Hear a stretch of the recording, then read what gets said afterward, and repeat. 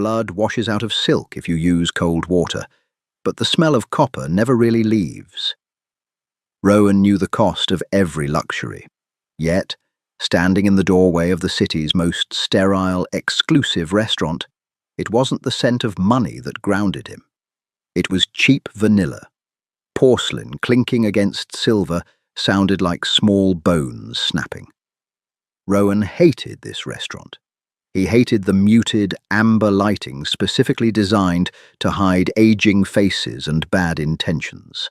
He hated the soft jazz that played at a volume just low enough to ignore, and he absolutely despised the way the air smelled heavily of truffle oil, oxidized wine, and desperation. He handed his heavy cashmere coat to a host, whose smile felt painted on. Rowan didn't smile back. He didn't have to. At 32, he controlled the city's northern shipping lanes, 3 underground casinos, and the silence of half the district attorneys. Ethnically Korean, his late father had stamped him with a name that sounded like old European money, hoping it would act as a shield in the Western underworld. Rowan. It didn't shield him. It just made the blood on his knuckles feel more ironic when he washed them in imported marble sinks. Across the expansive dining room, Beatrice sat at a corner booth. She was tonight's obligation, blonde, draped in plunging emerald silk, sipping a dirty martini with practiced hollow indifference. Her father owned a federal judge Rowan needed in his pocket before the end of the month. This wasn't a date. It was a corporate acquisition disguised as romance. Rowan took a slow step toward her. His bespoke leather shoes made no sound on the thick, sound-dampening carpet. His chest felt tight, a familiar, suffocating boredom creeping up his throat.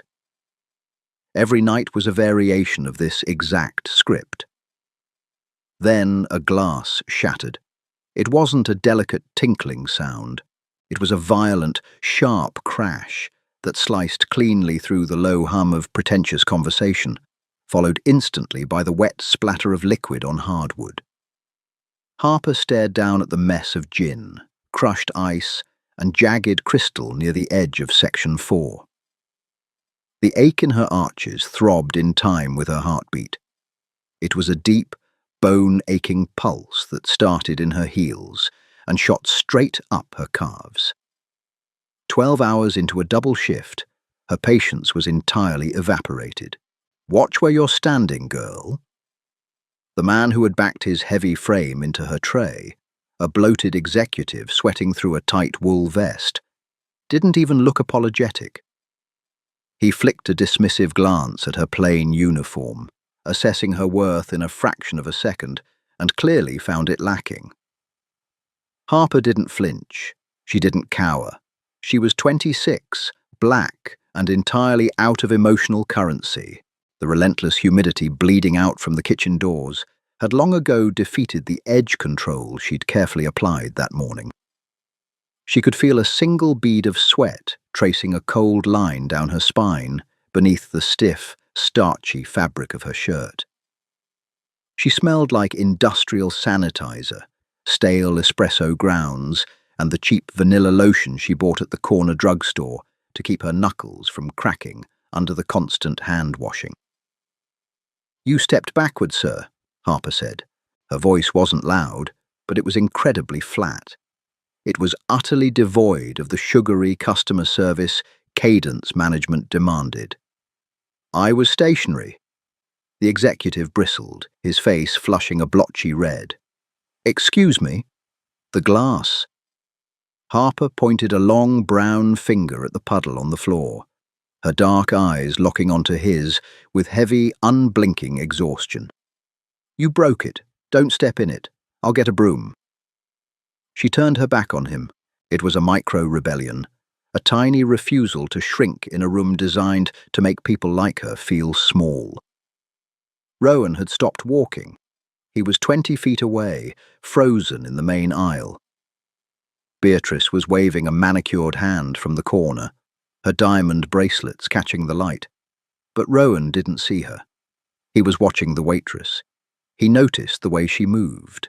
Heavy, deliberate, real. There was zero performance in her posture. Every woman in his world tilted her head, softened her voice, and curated her expressions to match whatever room she entered. This woman just looked profoundly tired and intensely annoyed. Her dark skin caught the dim amber light of the chandeliers, highlighting the tight, furious set of her jaw. Rowan felt a strange, uncomfortable pulling sensation in his gut. It wasn't desire. Not yet. It was gravity. He was completely untethered in a room full of fake smiles and calculated alliances, and this waitress was the only solid object in the building. The executive took an aggressive step forward, crunching a piece of glass under his heel. "Get your manager." Harper paused, turning her head slightly over her shoulder. She let out a long, slow sigh. It was a sound that carried the crushing weight of overdue rent, a broken radiator in a cramped apartment, and the sheer, mind-numbing absurdity of dealing with overgrown toddlers in expensive suits. "He's in the kitchen," Harper said, her tone dripping with apathy.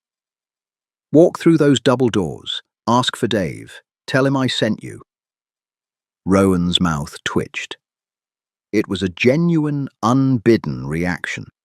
A smirk fighting its way through years of disciplined stoicism. He adjusted his cuffs. The tailored charcoal wool of his suit scratched slightly against his wrists, a sudden irritating reminder of his own costume. Without a second thought, he abandoned the path to his designated booth. He abandoned Beatrice, the emerald silk, the judge her father owned, and the neat, predictable script of his evening. Rowan walked toward the spilled gin. Glass crunched loudly under the stiff sole of his Oxford shoe. Harper was already kneeling on the sticky floor, a plastic dustpan in one hand, sweeping the larger shards with a rigid brush. She didn't look up when the tall shadow fell over her. "Move," she muttered, assuming it was the bloated executive returning to gloat. "You're going to get glass in your shoes, and I am absolutely not paying for them. They're handmade in Milan. You couldn't afford the laces." The voice didn't belong to the executive. It was low, raspy, holding a quiet cadence that demanded absolute stillness. It was the voice of a man who never had to repeat himself. Harper stopped sweeping. She tilted her head up, her knees popping softly in protest. Rowan was staring down at her. Up close, his face was a harsh study in sharp angles and cold control. His dark hair was meticulously styled, eyes so dark they looked like endless pits of obsidian, and a jawline that could cut glass. But there was a faint, jagged white scar slicing through the tail of his left eyebrow, ruining the perfection. It made him look less like a wealth fund manager and more like a predator wearing a human suit. "Good for you," Harper said, keeping her tone deadpan. She didn't drop her gaze. She went back to sweeping, aggressively pushing a pile of wet ice into the pan. "Now step back. Italian leather or not, I'm not picking shards out of your soles." Rowan didn't move. He stood in her personal space, breathing in the scent of her. It wasn't perfume. It was that cheap vanilla, mixing with the harsh chemical tang of bleach. It cut right through the sickening scent of the truffles in the air. It smelled like hard work. It smelled alive. "You didn't apologize to him," Rowan observed, his hands slipping into his trouser pockets. "He bumped into me. This is a high-end service industry. You're supposed to smile, swallow your pride, and take the blame." Harper scooped the last of the mess into the pan and pushed herself up. She winced, a brief flash of vulnerability breaking through her irritated facade as she shifted her weight off her bad knee. Standing straight, she realized how tall he was, but she didn't step back to give him space. "Are you a health inspector?" Harper asked, her dark eyes narrowing. No. The owner? No. Then I don't really care what you think the service industry is supposed to be. She stepped around him, lifting the heavy dustpan. As she moved, her shoulder bumped hard against his bicep.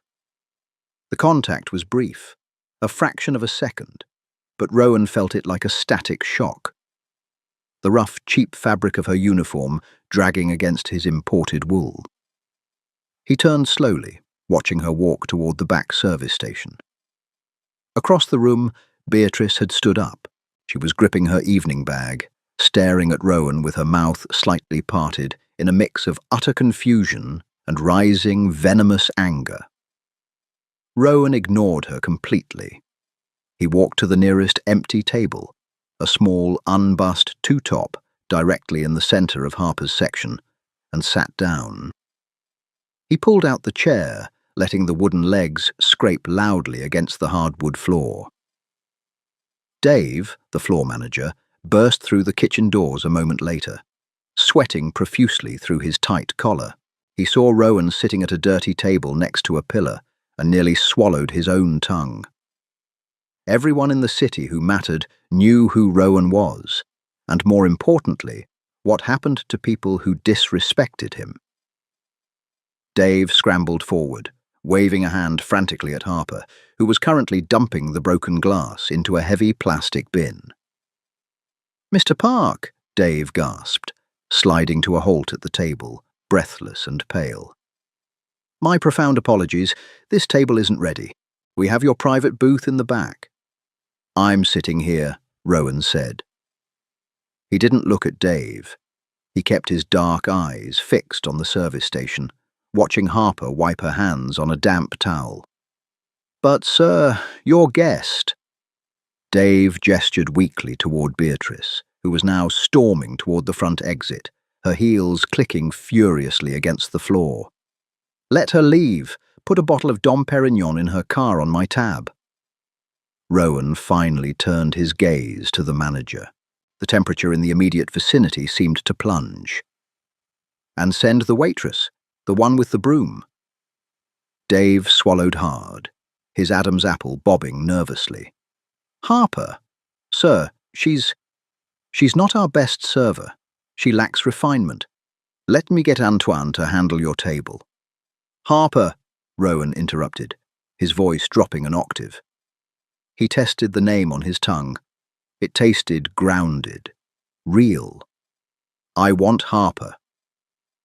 A minute later, Harper approached the table. She slapped a heavy leather menu onto the hardwood, barely missing Rowan's hand. "Dave says you requested me," she said, resting her weight on one hip. Her voice dripped with pure exhaustion rather than the nervous awe Rowan was accustomed to. "I don't know who you are, but I get off in 20 minutes. If you're going to order a 7-course tasting menu and keep me here past midnight, I'm passing you to Antoine." Rowan didn't look at the menu. He looked at her hands. Her knuckles were dry, a little ashy around the joints from washing them too many times in hot water. There was a small, angry red burn healing on her left wrist, a souvenir from a hot plate. They were hands that worked, hands that hurt. They were hands that lived in the real world, unlike the soft, manicured claws of the women in his circle. He looked up into her face. Her skin was flawless despite the shadows of fatigue under her eyes. Her lips were pressed into a thin, defiant line. She wasn't afraid of him. She genuinely didn't know who he was, and looking at the fire in her eyes, he got the distinct impression that if she did know, she wouldn't care. To her, he was just another arrogant obstacle, standing between her and a soft mattress. "I want a black coffee," Rowan said softly. Harper stared at him for a long, quiet moment. "It's 9:30 at night. In a Michelin-starred restaurant. You chased away your date, sat at an unbussed table, and specifically requested my service. For a black coffee." "Yes." "Are you waiting for someone?" "No." Harper dragged a fresh, damp cloth across the table. wiping away a phantom water ring. She shook her head slightly, muttering mostly to herself. You rich people have a sickness in your brains. It's a genuine pathology. You just like wasting people's time because you can. Rowan let out a short, rough bark of laughter. The sound shocked him. It felt foreign in his throat, like rust scraping off metal deep in his chest. He hadn't genuinely laughed in over a year. Harper paused, her hand freezing on the table. She looked at him as if he'd just grown a second head, her brow furrowing in deep suspicion. She threw the towel over her shoulder, breaking eye contact. Fine. 1 black coffee. $5, she said, turning on her heel. Try not to break anything while I'm gone. As she walked away, Rowan leaned back in his chair. The ambient noise of the restaurant, the clinking silver, the dull jazz, the low hum of conversation, rushed back into his ears, but it felt entirely distant now. The heavy, suffocating boredom that usually wrapped tightly around his throat had loosened. For the first time in a very long time, Rowan felt entirely awake. Coffee arrived in a thick, unbranded ceramic mug, sloshing slightly over the rim and pooling in the saucer. Harper didn't offer a napkin. She dropped the check face down next to the cup, the cheap paper instantly soaking up a stray drop of dark roast. "We close in 10, she said, her voice dropping its combative edge, replaced entirely by hollow exhaustion. "Leave the cash on the table. If you pay with a card, I have to wait for the machine to boot back up, and I really, truly do not want to do that." Rowan looked at the dark, bitter liquid. Steam curled off the surface, carrying the scent of burnt beans and stale diner grit. A stark contrast to the $500 bottles of wine being uncorked 20 feet away. He reached into his breast pocket, pulling out a crisp $100 bill. He placed it on the damp table, sliding it gently toward her. Harper stared at the bill. Benjamin Franklin's green face mocked her from the polished wood. She didn't reach for it. Instead, her jaw tightened, a subtle tremor of irritation vibrating through her posture. "The coffee is $5, she stated, her tone flat. "I don't have change for 100. "Keep it." "No." The refusal was immediate. It wasn't born of noble pride, but of deep, cynical survival. Money like that in this neighborhood always comes with a string attached, a favor, an expectation. I don't owe anyone anything, and I definitely don't want to owe you. $5. Exact change, or I'm comping it and you can leave. Rowan's dark eyes locked onto hers. The silence stretched, heavy and thick, competing with the faint sounds of the kitchen shutting down. He saw the absolute rigidness in her spine. She meant it. She was 26, drowning in a city designed to drown her, and she was rejecting a week's worth of groceries because she recognized the invisible hooks of power. Slowly, Rowan slid the 100 back into his pocket. He dug into his trouser pocket and produced a crumpled $5 bill, smoothing it out on the table. Harper snatched it, turning without a word, and disappeared through the swinging kitchen doors. Midnight hit the city with a cold, unforgiving drizzle. The alleyway behind the restaurant smelled of rotting lettuce, bleach, and the sharp, metallic tang of wet rust. Harper pushed open the heavy steel security door, shivering instantly as the damp chill bit through her thin cotton jacket. Her tote bag weighed heavily on her sore shoulder, packed with her uniform and the stolen half-loaf of sourdough Dave let her take home. She pulled her collar up, stepping carefully around a greasy puddle reflecting the flickering orange glow of a dying street lamp. Her knee throbbed, a sharp needle of pain with every step. She just needed to make it to the subway. 4 blocks. Just 4 blocks of putting one foot in front of the other. Thought you could just run out the back, huh? The voice was slurred, thick with expensive gin and bruised ego. Harper froze. The sound of a heavy shoe scraping against loose gravel echoed from the shadows near the dumpsters. The bloated executive from the dining room stepped into the weak orange light. His expensive suit jacket was unbuttoned, his tie hanging loose around his thick neck. He looked pathetic, but pathetic men were often the most dangerous. "You humiliated me in there," he spat, taking a heavy step forward. "Bitch!" Harper felt a cold spike of adrenaline punch through her exhaustion. Her hand instinctively tightened around the strap of her tote bag. Inside was a heavy metal water bottle. Not a great weapon, but better than nothing. She didn't scream. Screaming in this alley only annoyed the rats. "Go home, man," Harper said, her voice steady, but her heart hammering against her ribs. "You're drunk. You don't want to do this." "I'll do whatever the hell I want," he growled, lunging forward with surprising speed.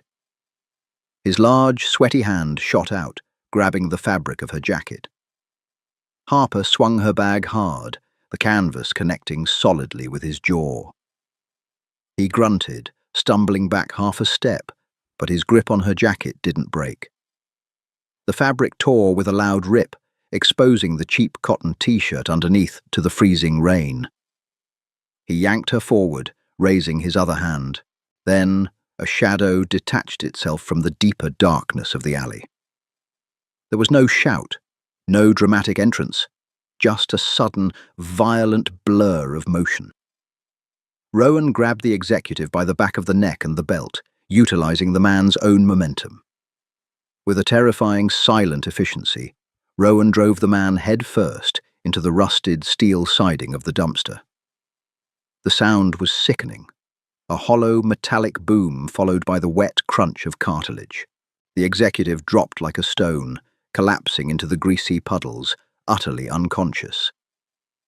Blood immediately began pooling around his nose, mixing with the oily rainwater. Harper stood frozen, chest heaving, the torn edge of her jacket flapping in the cold wind. She stared at the unmoving body, then slowly lifted her eyes to the man standing over him. Rowan stood perfectly still. His charcoal suit was immaculate. He wasn't breathing hard. He calmly reached into his pocket, pulled out a pristine white handkerchief, and meticulously wiped a single drop of blood off his knuckles. "You followed me," Harper whispered, the words tasting like copper and cold rain. It wasn't a question. "Yes." Rowan folded the handkerchief, keeping his eyes on his hands. "Why?" Rowan finally looked at her. In the flickering, diseased light of the street lamp, the scar through his eyebrow looked bone white. The absolute emptiness in his gaze was gone, replaced by something entirely feral and uncomfortably focused. "Because you were the only real thing in that building," he said softly, "and I didn't want the performance to start again." Harper didn't swoon. She didn't feel a rush of romantic gratitude. She felt a deep, primal terror mixed with an undeniable, cynical understanding. She looked at the man bleeding in the dirt, then back at Rowan's calm, sociopathic stillness. "You could have killed him," she said, her voice shaking slightly despite her best efforts to lock it down. "I still can." "No." Harper stepped forward, putting herself between Rowan and the unconscious man. Her bad knee screamed, but she ignored it. "No, you don't get to do that. You don't get to play God in my alleyway." Rowan tilted his head. A strange, unfamiliar warmth flared in his chest. She was standing in the freezing rain, wearing a torn jacket, smelling like cheap vanilla and fear, and she was commanding a man who ordered executions before breakfast. "My car is at the curb," Rowan said, stepping back, giving her space. "I'll take you home." "I take the subway." "The L train is down, water on the tracks. You'll be waiting 2 hours." Harper closed her eyes, letting out a long, ragged breath. The rain plastered her dark hair to her forehead. She was so tired her bones felt like lead. She looked at the blood washing into the storm drain, then at the sleek, blacked-out sedan idling at the mouth of the alley, its headlights cutting through the mist. "Fine," she muttered, gripping her torn jacket closed. "But if you try to murder anyone else on the way, I'm walking." Inside the car, the silence was absolute. The thick, bullet-resistant glass completely shut out the sounds of the city, creating an airtight vacuum of quiet that made Harper's ears ring. The air smelled of expensive leather, ozone from the climate control, and a faint trace of sandalwood. Harper sat stiffly in the passenger seat, staring out the window at the blurred, neon-streaked streets sliding past. The heated seat was seeping warmth into her aching muscles, relaxing them against her will. It felt like a trap. Comfort always felt like a trap. Rowan drove with one hand draped casually over the steering wheel.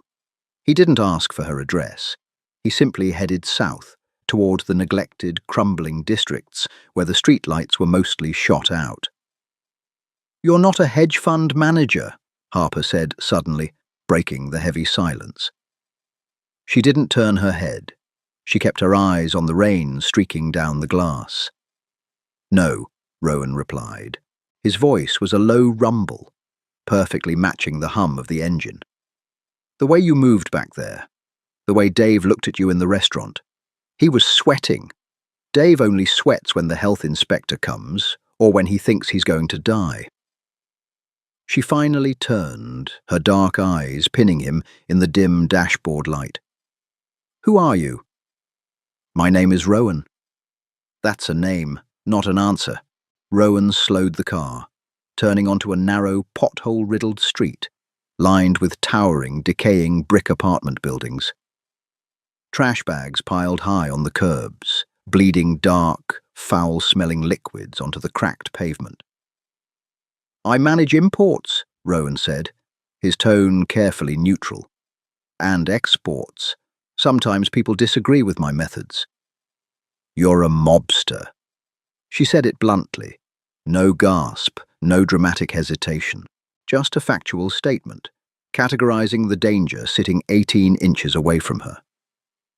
Rowan's grip on the steering wheel tightened slightly. "I am a businessman who operates outside the conventional margins." Harper let out a sharp, cynical laugh. It bounced harshly off the soundproof glass. "Margins, right. You break faces in alleyways and wear suits that cost more than my annual rent. But sure, let's call it margins." She turned fully toward him, pulling her knees up slightly onto the leather seat, a defensive posture. "Look, Rowan, I appreciate the ride. I really do. But I live in the real world. I pay my rent late, I buy my lotion at the pharmacy, and I smell like bleach. You live in a world where blood washes off marble floors. Don't play games with me. I don't have the energy for it." Rowan pulled the car to a smooth stop outside a towering, miserable-looking brick building. The front door was missing its glass, replaced by a piece of heavily splintered plywood. He put the car in park but didn't unlock the doors. He turned to face her. In the enclosed space, the proximity was electric. He could see the exhaustion etched deep into the corners of her eyes, the proud, stubborn jut of her chin, the soft curve of her lips pressed into a hard line. "I'm not playing a game, Harper," he said, his voice dropping to a harsh, intimate whisper. "My entire life is a game. Every conversation is a negotiation. Every smile is a threat. Today, I sat in a restaurant surrounded by ghosts, and you were the only living, breathing person in the room." He reached out, slowly, deliberately. Harper flinched slightly, but didn't pull away, as his large, warm hand gently touched the frayed, torn edge of her jacket collar. His thumb brushed against her collarbone, a fleeting, burning touch. "I don't want to fix your life," Rowan continued, his obsidian eyes locking onto hers, stripping away the gangster, the boss, the monster, leaving only the profoundly tired man underneath. "I know you don't need saving. You swing a heavy bag, but I want to see you tomorrow. I want to drink burnt coffee and pay exactly $5 for it. I want to sit in silence with someone who doesn't want anything from me." Harper stared at him. Her heart was beating a frantic rhythm against her ribs, entirely out of sync with her cynical mind. She saw the brutal truth in his eyes. He wasn't offering a fairy tale. He was offering a shared trench in the war of existence. She looked down at his hand, still resting near her collarbone. His knuckles were slightly bruised from the dumpster. "I work the morning shift tomorrow," Harper said, her voice barely above a whisper. 6 a.m. to 2 p.m. "I'll be there at 2. I smell like industrial sanitizer." "I'll buy you a different lotion, or I won't. I don't care." Harper slowly reached up, her fingers wrapping gently around his wrist. She felt his pulse, steady, strong, human. She didn't push his hand away, but she didn't pull it closer either. She just held it, grounding the violence, anchoring the storm. "Unlock the doors, Rowan," she said softly. A quiet click echoed through the cabin. Harper pushed the heavy door open, letting the cold, damp city air flood into the sterile, leather-scented cocoon. She stepped out, her worn sneakers hitting the wet concrete with a soft splash. She didn't look back as she walked toward the plywood door. She didn't need to. She could feel his eyes on her, a heavy, solid weight against her back. The chill of the rain bit into her skin through the torn jacket. But deep in her chest, beneath the layers of exhaustion, cynicism, and survival, a strange, terrifying warmth had begun to take root. Rowan watched her disappear into the dark stairwell. He sat in the silence for a long time, the smell of cheap vanilla lingering in the cold air, completely overpowering the scent of the leather. He shifted the car into drive, pulling away from the curb. The world outside was still cold, still violent, still broken. But for the first time in a decade, Rowan knew exactly where he was going. If you felt the raw tension and grounded reality of Harper and Rowan's story, don't just scroll past. Hit that like button to show your support, and share this video with fellow romance lovers who crave imperfect, gritty love stories over predictable fairy tales. Your engagement helps bring more deep, authentic narratives to life. Make sure to subscribe to the channel and ring the bell so you never miss a moment of our upcoming dark romance series. Join the community today.